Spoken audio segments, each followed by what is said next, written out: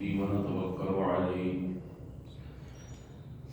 ونعوذ بالله من شرور أنفسنا ومن سيئات أعمالنا من يهده الله فلا مضل له ومن يضلله فلا هادي له ونشهد أن لا إله إلا الله وحده لا شريك له ونشهد أن سيدنا ومولانا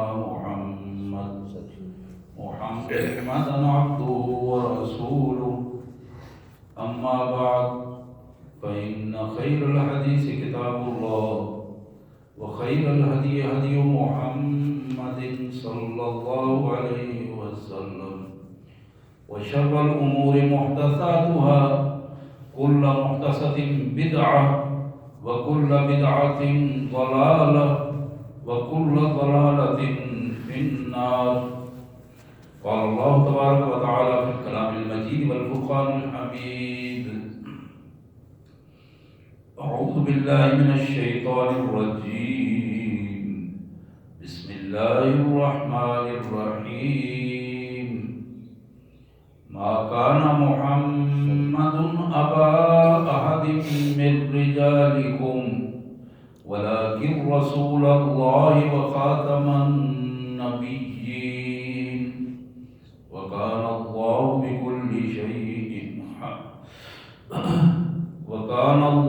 بكل شيء عليما. يا أيها الذين آمنوا اذكروا الله ذكرا كثيرا وسبحوه بكرة وأصيلا. هو الذي يصلي عليكم وملائكته ليخرجكم من الظلمات إلى النور وكان بالمؤمنين رحيما. تحيتهم يوم يلقونه سلام وأعد لهم أجرا كريما. يا أيها النبي إنا أرسلناك شاهدا ومبشرا ونذيرا وداعيا إلى الله بإذنه وسراجا منيرا. وبشر المؤمنين بأن لهم من الله فضلا كبيرا. ولا تطع الكافرين والمنافقين ودع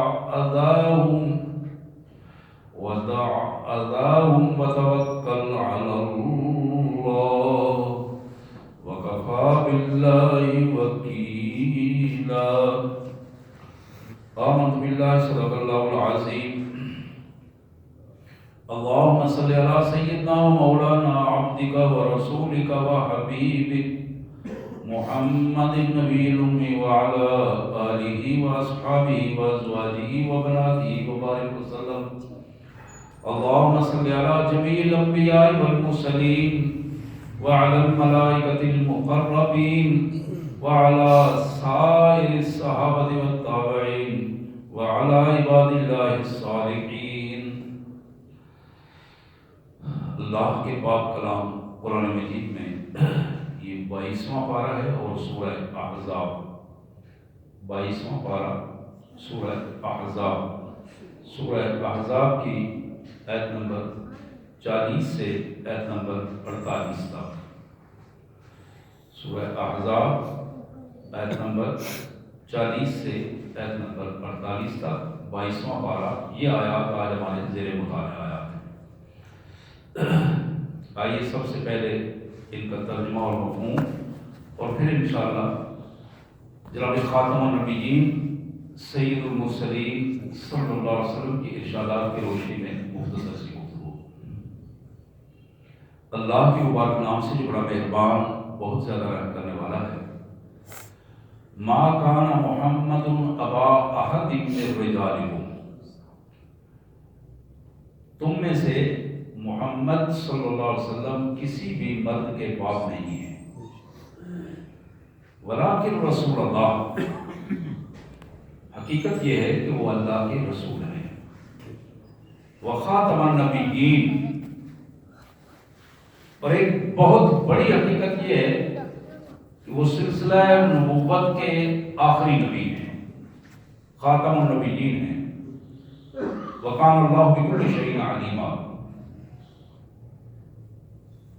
اور رسالت اور خاتم النبیین ہونے کا علم کیوں، کیسے، یہ سب اللہ جانتا ہے کہ اس نے یہ کیوں بنایا، کیسے بنایا۔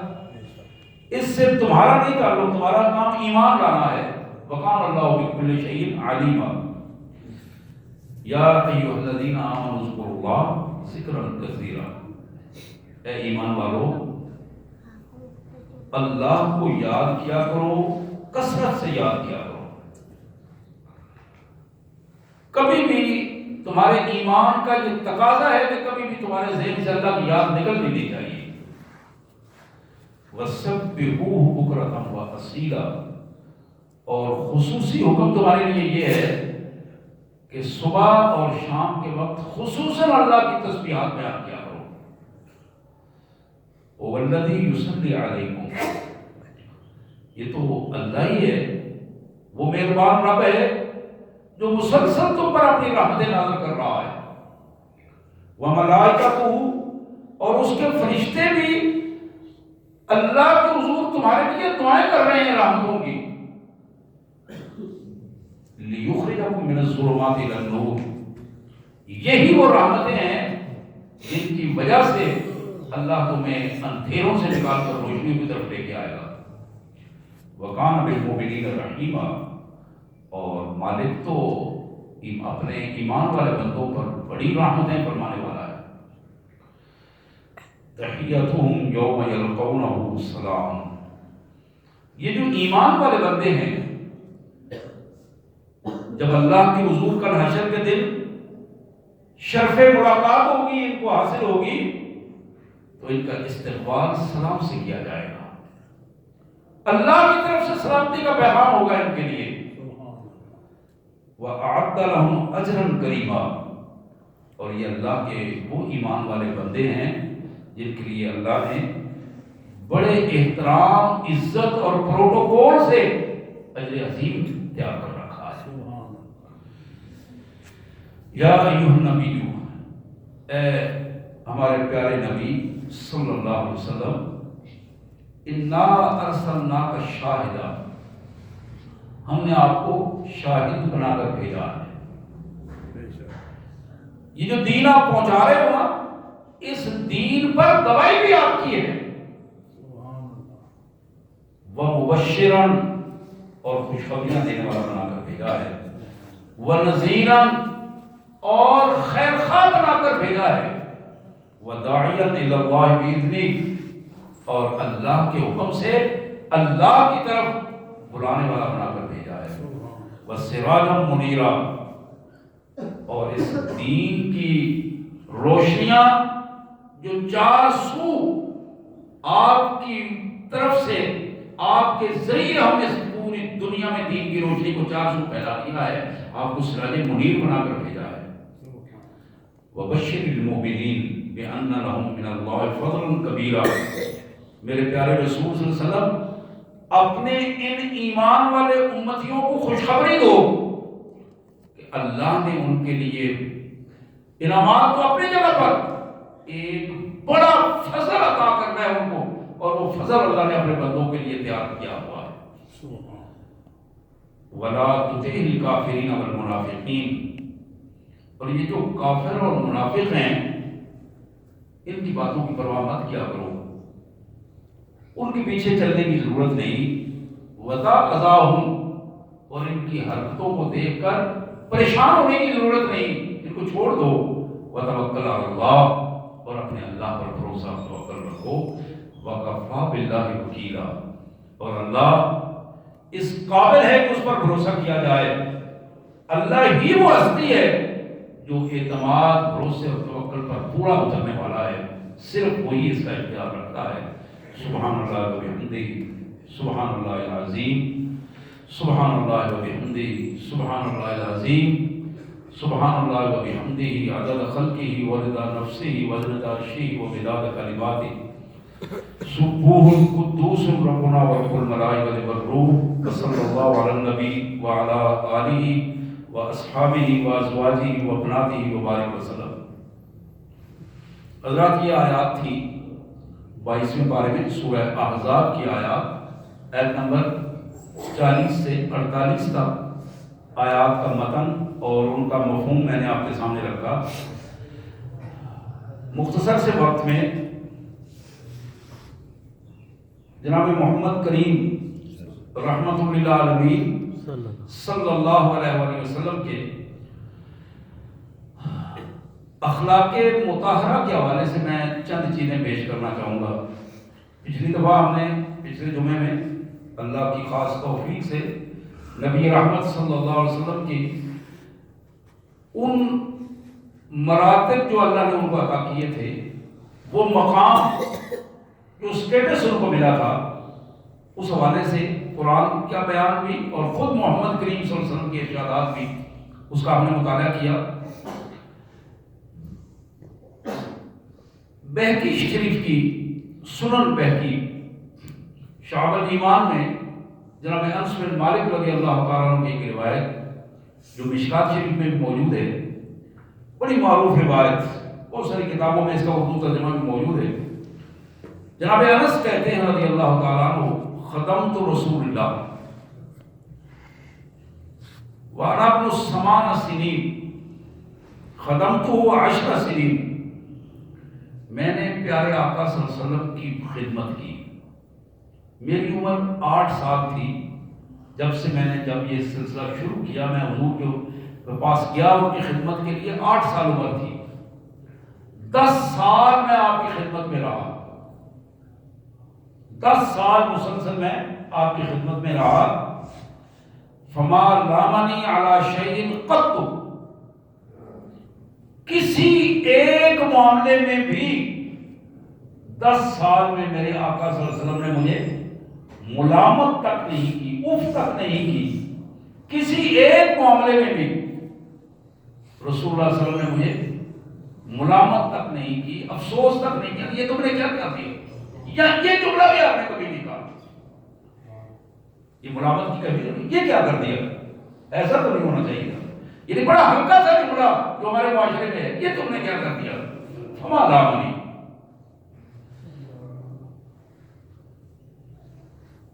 اُتِیَ فِیہِ عَلَیَّ یَدِیَ فَإِن لَامَنِی لَائِمٌ مِّنْ أَهْلِهِ قَالَ دَعُوهُ فَإِنَّهُ لَوْ قُضِیَ شَیْءٌ کَانَ، میرے ہاتھ سے کئی دفعہ نقصان ہوا، گھر میں کام کرتے ہوئے کئی دفعہ چھوٹی موٹی چیزوں کا نقصان ہو گیا، اگر آپ کے اہل خانہ میں سے، گھر والوں میں سے کسی نے مجھے توجہ دلانے کی کوشش کی تو میرے آقا نے فرمایا دعو، چھوڑ دو اسے، یہ بچہ ہے، چھوڑ دو اس کو، فَإِنَّهُ لَوْ قُضِیَ شَیْءٌ کَانَ، یہ کام تو ہونا ہی تھا، ہو گیا، اب اس پہ اس کو جھگڑنے کی کوئی ضرورت نہیں ہے، نہ اس کو کچھ کہنے کی ضرورت ہے۔ یہ وہ شہادت ہے، یہ وہ شہادت ہے میرے پیارے آقا صلی اللہ علیہ وسلم کی مبارک زندگی کی۔ آج میں صرف یہ عرض کرنا چاہوں گا کہ یہ چیزیں اس لیے پیش کر رہے ہیں کہ ہم نے ان کو دیکھ کر اپنی زندگی بنانی ہے۔ محض محبت کا دعویٰ کر لینا، محض تعلق کا دعویٰ کر لینا کافی نہیں ہے، ضرورت اس چیز کی ہے کہ ہم اپنے اندر کو اسوہ مبارک، حضور کی مبارک سنت، آپ کا مبارک طریقہ، اس کو اپنی زندگی میں لے کے آئیں، ہماری زبانیں، ہماری نظریں، ہمارے رویے اس کی شہادت دیں، یہ محمد رسول اللہ صلی اللہ علیہ وسلم سے محبت کرنے والا بندہ ہے، یہ آپ کی امت، آپ کی سنت کے خلاف کوئی کراکت نہیں کرتا، کوئی بات نہیں کرتا۔ تو یہ جناب انس رضی اللہ تعالیٰ عنہ، ان کی شہادت کہ 10 سال میں پیارے آقا صلی اللہ علیہ وسلم کی خدمت میں رہا ہوں، 10 سال۔ حضرات تمام سے اپنے بچوں سے کوئی نقصان ہو جائے نا، برتن ٹوٹ جائے، نقصان ہو جائے، کسی کام نہ کرے تو لعنت پڑانا شروع ہو جاتی ہے، گالی گلوچ شروع ہو جاتی ہے، شکوے شکایتیں شروع ہو جاتی ہیں۔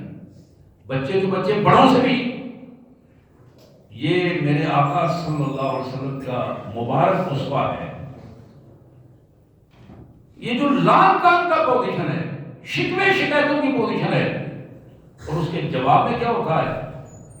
جس کو لان تان کیا جا رہا ہے، ملامت کی جا رہی ہے، اگر وہ اس پوزیشن میں نہیں ہے کہ اس ملامت کا جواب صحیح دے سکے تو پھر وہ اپنے اوپر شکوہ شروع کر دیتا ہے، میں مر جاؤں تو بہتر ہے۔ یہ الفاظ سنے ہوں گے آپ نے گھروں میں، اس سے بہتر ہے میں مر جاؤں، ختم ہو جاؤں۔ اس رویے سے میرے آقا صلی اللہ علیہ وسلم نے منع فرما دیا ہے۔ فرمایا کہ کوئی بندہ، کوئی خاتون، کوئی بچہ، بوڑھا اپنے آپ کو ملامت نہ کرے، اپنے آپ کو، اور شکوہ شکایت کے انداز میں یہ الفاظ اپنے لیے بد دعا کے الفاظ استعمال نہ کرے۔ ایسا نہ ہو کہ وہ الفاظ اس کی زبان سے نکلیں، اللہ کے حضور ریکارڈ ہوں، اور اگر اس وقت وہ اس کی بد دعا قبول نہیں ہوئی تو کہیں نہ کہیں قبول ہو جائے اور اس بندے کو پچھتانا پڑے۔ نبی محترم صلی اللہ علیہ وسلم کی زوجہ محترمہ ام المومنین، ہماری ماں سیدہ عائشہ صدیقہ سلام اللہ علیہا، آپ فرماتی ہیں قالت لم یکن رسول اللہ صلی اللہ علیہ وسلم فاحشا متفاحشا۔ ہم سب فیملی مین ہیں، بچوں کے علاوہ آپ دیکھتے ہیں گھروں والے ہیں، بیویاں ہیں، فیملیز ہیں، ذرا غور کیجیے اس بات پر کہ یہ بیوی کی شہادت ہے میرے پاک نبی کے حوالے سے، بیوی کی شہادت لم یکن رسول اللہ صلی اللہ علیہ وسلم فاحشا، میرے آقا صلی اللہ علیہ وسلم نے کبھی بھی فحاشی کی کوئی بات اپنی زبان سے نہیں نکالی، کبھی بھی بے حیائی کا کوئی جملہ آپ کی زبان سے نہیں نکلا۔ یہ بیوی کی شہادت ہے، بیوی کی شہادت جس کے سامنے انسان کا ظاہر باطن سب کچھ سامنے ہوتا ہے۔ میرے آقا صلی اللہ علیہ وسلم کے بارے میں ام المومنین کی یہ شہادت ہے لم یکن رسول اللہ صلی اللہ علیہ وسلم فاحشا۔ میں اگر یہ جملہ کہہ دوں تو غلط نہ ہوگا کہ آج فحاشی کی پوزیشن یہ ہے کہ بڑے بڑے متقیوں کے گھروں میں بھی فحاشی جو ہے وہ عام رویہ بن گیا ہے، عام رویہ بن گیا ہے۔ زبان کی فحاشی، کپڑوں کی فحاشی، رویوں کی فحاشی، بے حیائی کو بے حیائی سمجھا نہیں جا رہا، اسے ماحول کا ایک حصہ بنا دیا گیا ہے، اور نتیجہ کیا ہے؟ نتیجہ یہ ہے کہ اس کی اہمیت ہی ختم ہو گئی ہے، اس گناہ کی اہمیت ختم ہو گئی۔ ولا لم یکن رسول اللہ صلی اللہ علیہ وسلم فاحشا ولا متفاحشا، خود بھی بے حیائی کی حرکت بات نہیں فرماتے تھے، اور آپ کسی بے حیا کی بات سننے کے لیے بھی تیار نہیں تھے۔ کسی دوسرے کی فوش کوئی اور غلط فوش رویہ آپ کو برداشت بھی نہیں تھا، آپ کے سامنے بھی کسی کی ضرورت نہیں تھی کہ وہ فحاشی کی کوئی حرکت کر سکے اور کوئی ایسا جملہ کہہ جائے۔ ولا صحاب فی الاسواق، میرے آقا صلی اللہ علیہ وسلم، میری ماں کا یہ کہنا ہے، ام المومنین کا یہ کہنا ہے کہ رسول اللہ صلی اللہ علیہ وسلم بلا مقصد بازار میں پھرنا اور چلانا، اونچی اونچی آوازیں نکالنا آپ کا یہ رویہ نہیں تھا۔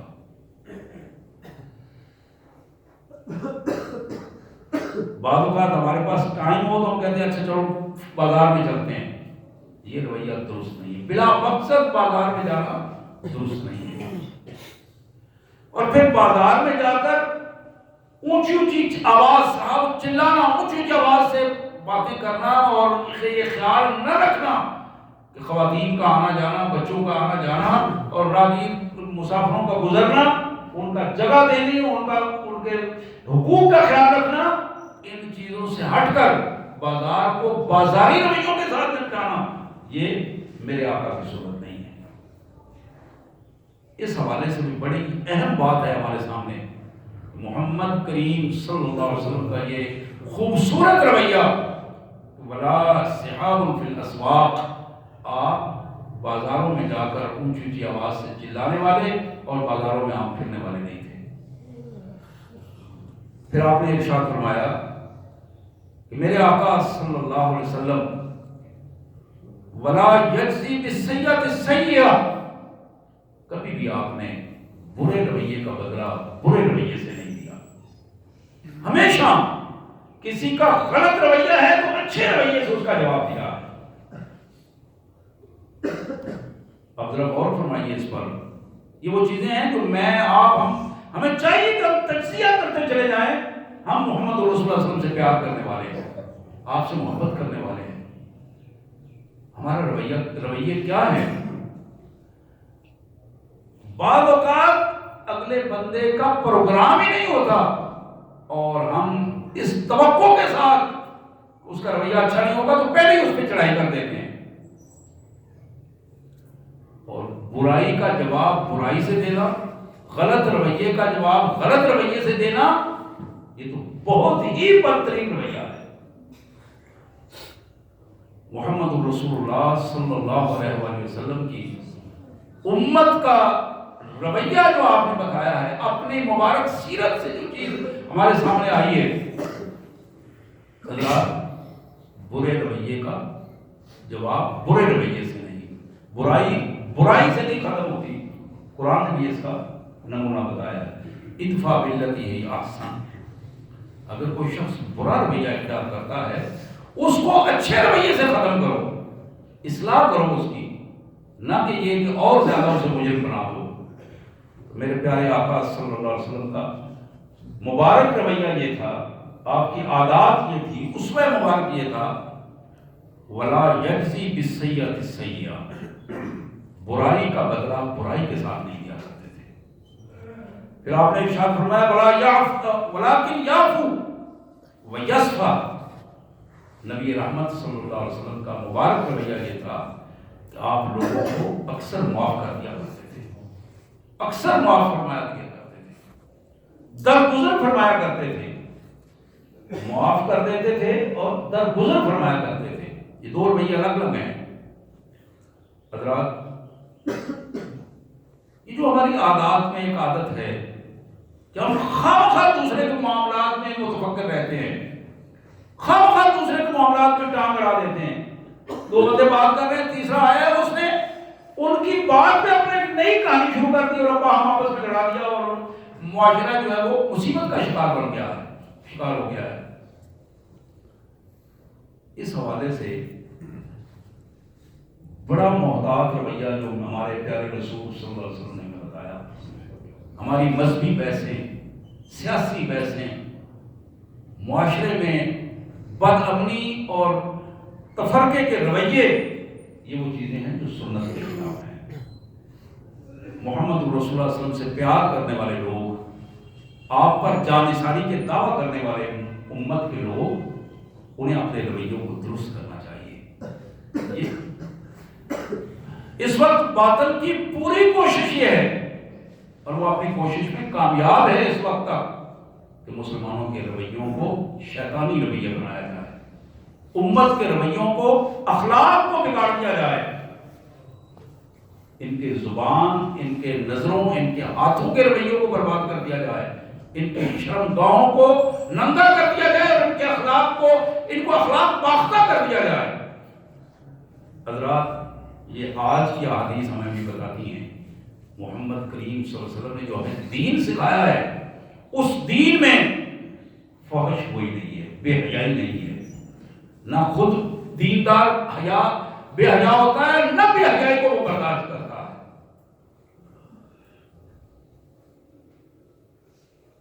نہ وہ بازاروں میں بے مقصد بیٹھتا ہے اور رہتا ہے، اور نہ بازاروں میں شور و غوغا کرنے والا ہوتا ہے۔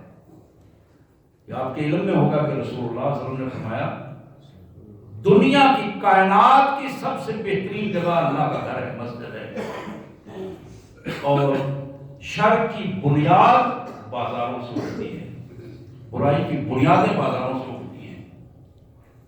ضرورت کے مطابق بازار میں جاؤ اور بلا ضرورت وہاں بیٹھنا، اپنا وقت ضائع کرنا، اپنی نظروں کو کنٹرول نہ رکھنا، اپنے رویوں کو قابو میں نہ رکھنا، یہ وہ چیزیں ہیں جو سنت کے خلاف ہیں۔ جب سنت کے خلاف عمل ہوگا تو زندگی بے راہ رو ہو جائے گی۔ جب زندگی بے راہ رو ہوگی تو پھر جہنم کا راستہ آسان ہوگا، جنت کا راستہ دور ہوتا چلا جائے گا۔ حضرات، سنن ابن ماجہ میں جناب انس بن مالک رضی اللہ تعالیٰ عنہ کی ایک اور روایت جو سنن بہقی میں بھی موجود ہے، مشکات شریف میں بھی موجود ہے۔ جناب انس کہتے ہیں کہ کان رسول اللہ صلی اللہ علیہ وسلم یعود المریض، نبی رحمت صلی اللہ علیہ وسلم کی مبارک عادات میں یہ بات شامل تھی کہ جب کبھی آپ کو پتہ چلتا کہ فلاں بندہ بیمار ہے تو اس بیمار کی ضرور عیادت فرماتے، بیمار کی عیادت ضرور فرماتے۔ یہ جب بھی مضارع پر کانا کا لفظ آتا ہے تو گرامر کا اصول ہے کہ اس میں استمرار پایا جاتا ہے۔ استمرار کا مطلب یہ ہے کہ ہمیشہ آپ کی عادت مبارک تھی اور یہ ہمیشہ رہی ہے۔ کان یعود المریض، آپ مریض کی عادت فرمایا کرتے تھے۔ اور اس سنت کو جب ہم دیکھتے ہیں، جہاں ہمارا تعلق ہوتا ہے، فائدہ وہ تھوڑا بہت ہوتا ہے، وہاں تو ہم مریض کی عادت کرنے کے لیے بڑے اہتمام کے ساتھ جاتے ہیں اور کچھ نہ کچھ لے کے بھی جاتے ہیں۔ اور جہاں تعلق نہیں ہوتا، مادی تعلق، دنیاوی تعلق نہیں ہوتا، چاہے وہ ہمارا قریبی رشتہ دار بھی کیوں نہ ہو، تو پھر کئی ہفتے مہینے گزر جاتے ہیں، ہم اس کا پتہ بھی نہیں کرتے کہ اس بیچارے کی عادت کیا ہے۔ مریض امیر ہو یا غریب ہو، قریبی تعلق والا ہو یا دور کے تعلق والا ہو، مسلمان ہو یا کافر ہو، یہاں شرط مسلمان کی نہیں ہے۔ مریض ہے، جو بندہ بیمار ہے، اس معاشرے میں رہنے والے لوگ جب مسبندہ مومن کو یہ پتہ چلتا ہے کہ وہاں یہودی، عیسائی، ہندو، سکھ کوئی مریض ہے، اس کی عادت کے لیے ضرور جاؤ۔ حدیث میں آتا ہے رسول اللہ صلی اللہ علیہ وسلم کافروں کی عادت کے لیے تشریف لے جاتے ہیں، یہودیوں کی عادت کے لیے تشریف لے جاتے ہیں۔ کان یعود المریض، بیماروں کی عادت کے لیے، ان کی خدمت کے لیے، ان کی طبیعت کا پوچھنے کے لیے آپ بالعموم تشریف لے جاتے تھے۔ وَيَتْبَعُ الْجَنَازَةَ، اور آپ کی عادت مبارک تھی کہ جب کوئی فوت ہوتا، فوتگی کی اطلاع ملتی، اس جنازے کے ساتھ آپ ضرور تشریف لے جاتے ہیں۔ یہاں بھی ہماری عام عادات میں یہ شامل ہے کہ ہم جنازہ بھی بالعموم اس لیے جاتے ہیں کہ تاکہ ہم نظر آ جائیں کہ وہاں ہم موجود تھے، نظر آنے کے لیے۔ آپ حیران ہوں گے، آپ نے یہ کئی دفعہ حدیث سنی، میں دوہراؤں آپ کے سامنے، میرے آقا صلی اللہ علیہ وسلم نے فرمایا، جو مسلمان مومن بندہ کسی دوسرے مسلمان بھائی کے جنازہ میں شامل ہوتا ہے، اس جنازہ کی دعا جو جنازے میں پڑھی جاتی ہے اس میں وہ شامل ہوتا ہے، اللہ تعالیٰ کی طرف سے اس بندے کو ایک قرات کا ثواب ملتا ہے، ایک قرات۔ اور اگر وہ جنازے کے بعد اللہ کی رضا کے لیے اس کی تدفین کے عمل تک رہتا ہے اور قبر کے پاس جو کھڑے ہو کر مسنون دعا ہوتی ہے اس میں بھی شامل ہوتا ہے، میرے آقا نے فرمایا اسے 2 قرات کا اجر ملتا ہے۔ اور آپ سے پوچھا کہ اللہ قرات کیا چیز ہے؟ آپ نے فرمایا کہ بالکل یوں سمجھ لو کہ ایک آدمی نے احد پہاڑ کے برابر خزانہ یا سونا اللہ کی راہ میں خیرات کر دیا، اس خیرات کا جتنا اجر ملے گا اللہ تعالیٰ اس کو 2 دفعہ اتنا اجر عطا فرمائیں گے۔ لیکن حضرات یہ کام اللہ کی رضا کے لیے، اپنے ریاکاریوں سے بالا تر ہو کر، نمبر لگوانے سے بالا تر ہو کر اللہ کے ہاں نمبر لگوایا جائے۔ نبی رحمت صلی اللہ علیہ وسلم کا فرمان، ان یسیر الرعاء شرک، ہلکا سا بھی ریا کا رویہ، ہلکا سا، وہ بھی شرک بن جاتا ہے، اور جب شرک بن جاتا ہے تو پھر سب عمل ضائع ہو جاتے ہیں۔ تو میں عرض کر رہا تھا کہ جناب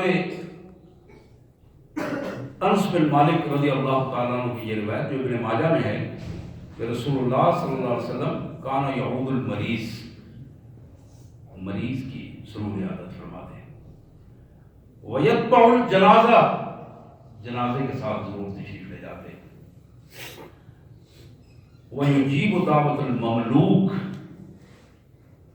خصوصاً غریب لوگوں کی دعوت طعام ضرور قبول کرتے ہیں۔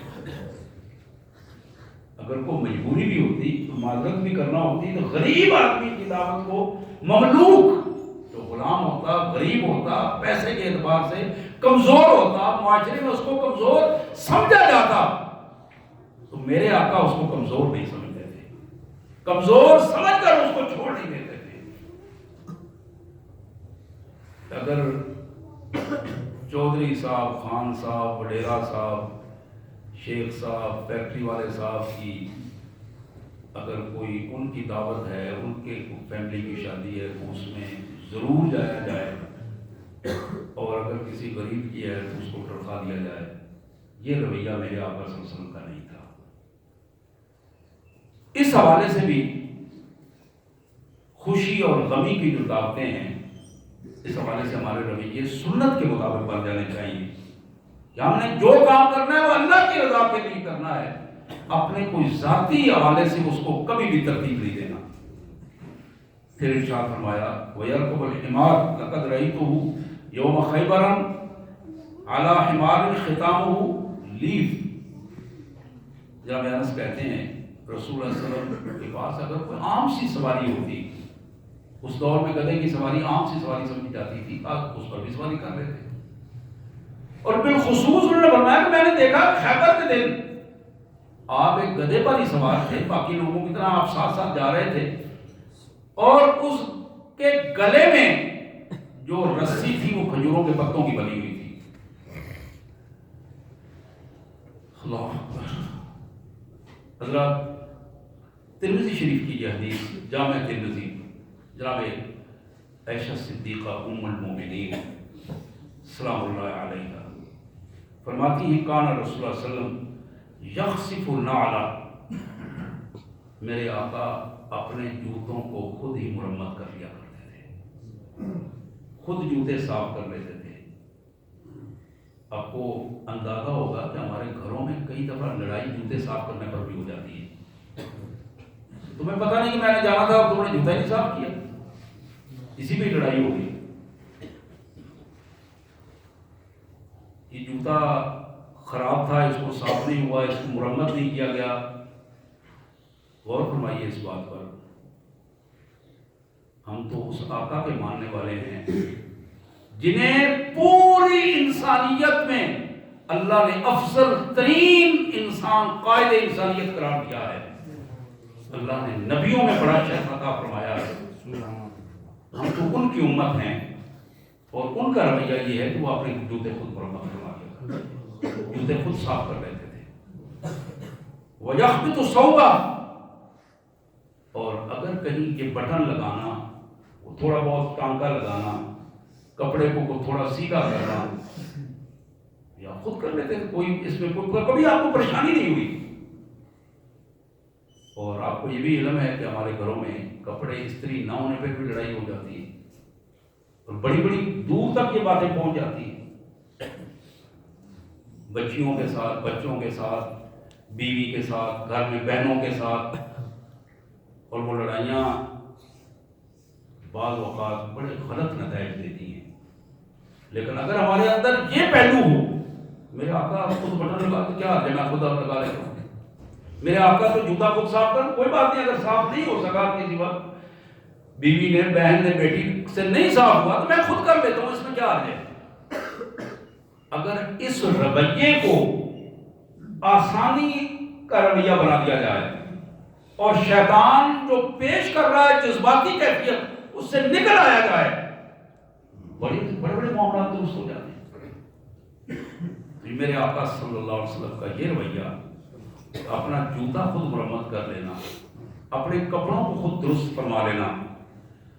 وَيَعْمَلُ فِي بَيْتِهِ كَمَا يَعْمَلُ أَحَدُكُمْ فِي بَيْتِهِ.